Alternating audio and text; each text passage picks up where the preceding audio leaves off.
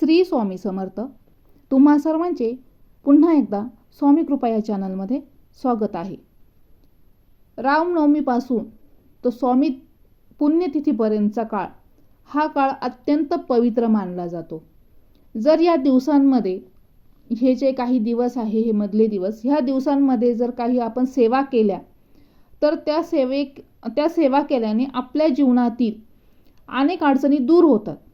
तर यातलीच एक महत्त्वाची अशी सेवा मी तुम्हाला सांगणार आहे. तर ती सेवा म्हणजे तारक मंत्र यज्ञ. तारक मंत्र यज्ञ हा 90% लोकांना माहीत नाही योग्य पद्धतीने कसा करायचा, त्याचा वापर कसा करायचा, तारक मंत्र यज्ञ केल्याने आपल्या जीवनात काय काय बदल होतील, तर हे 90% लोकांना माहीत नाही.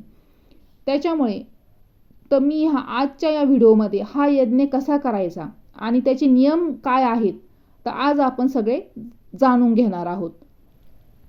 तारक मंत्र हा भक्तांसाठी एक अत्यंत प्रभावी, भयमुक्त करणारा आणि संकटातून तारून नेणारा असा हा दिव्य मंत्र आहे.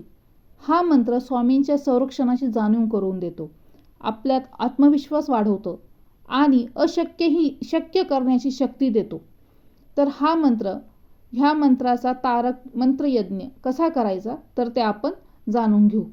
काय करायचं आहे, एक ग्लास घ्यायचा आहे, तो ग्लास पाण्याने भरून घ्यायचा आहे आणि हा ग्लास आपल्या डाव्या हातावर ठेवायचा आहे. ही सेवा आपल्याला देवघरासमोर बसून करायची आहे. त्याच्यामुळे स्त्रियांना मासिक धर्म पाळणं गरजेचंच आहे, बाकीचे कोणतेही नियम नाही. तर हा ग्लास भरून आपल्या डाव्या हातावर ठेवायचा आहे आणि उजवा हात ग्लासवर ठेवायचा आहे आणि आपल्याला तारक मंत्र म्हणायचा आहे. तर हा मंत्र आपल्याला 11 वेळेस म्हणायचा आहे. तुम्ही आता याच्यामध्ये कोणतंही कॉम्प्रोमाइज करू नका. हा मंत्र 11 वेळेसच म्हणायचा आहे. 1 वेळेस म्हणू नका, 7 वेळेस म्हणू नका, 9 वेळेस नाही. हा यज्ञ आहे तारक मंत्राचा, तर हा 11 वेळेसच म्हणायचा आहे. जर जास्तीत जास्त तुम्हाला म्हणता येत असेल तर तुम्ही म्हणा, पण याच्यापेक्षा कमी म्हणू नका. म्हणून आणि हे जे अभिमंत्रित जल आपल्याला तयार करायचं आहे. तर पण ही सेवा करायच्या अगोदर आपल्याला स्वामी स्तवन म्हणायचं आहे आणि एक माळ श्री स्वामी समर्थ मंत्र ही घ्यायची आहे आणि नंतरून ही कृती करून आपल्याला स्वामी तारक मंत्र यज्ञ करायचा आहे. त्यानंतरून हे जे अभिमंत्रित झालेलं हे जे जल आहे ते आपण स्वतः प्राशन करू शकता किंवा घरामध्ये शिंपडायचं आहे.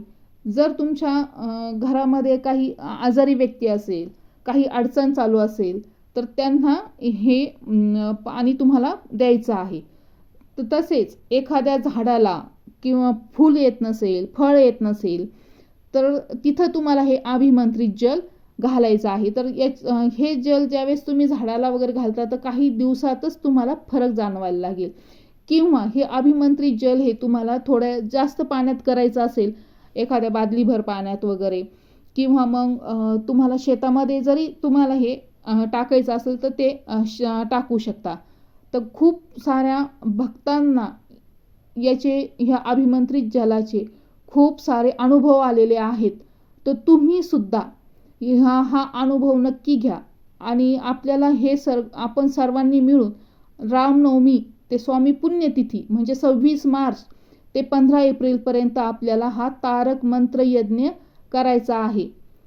म्हणजे सेवा पूर्ण करून घेण्यास श्री स्वामी समर्थ महाराज हेच आपल्या मध्ये सहभागी आहेत असं समजून आपल्याला ही सेवा करायची आहे. आणि बघा तुम्हाला कसा अनुभव येतो.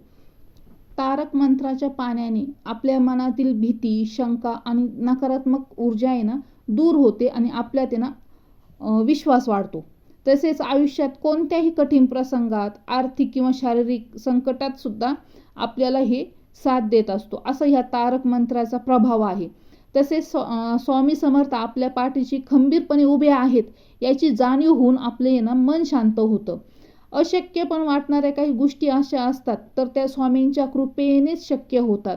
आणि दररोज ह्या मंत्राचं आपण पठण केल्याने आपल्यातील मानसिक ताण तणाव कमी होणार आहे आणि आपली आध्यात्मिक प्रगती होत असते.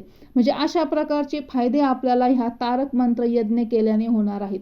तर या सेवेमध्ये सगळ्यांनी सहभाग घ्या. ही माहिती तुम्हाला आवडली असेल तर व्हिडिओला लाईक करा, शेअर करा आणि अशाच धार्मिक माहितीसाठी स्वामी कृपा या चॅनलला सबस्क्राईब करायला विसरू नका. श्री स्वामी समर्थ.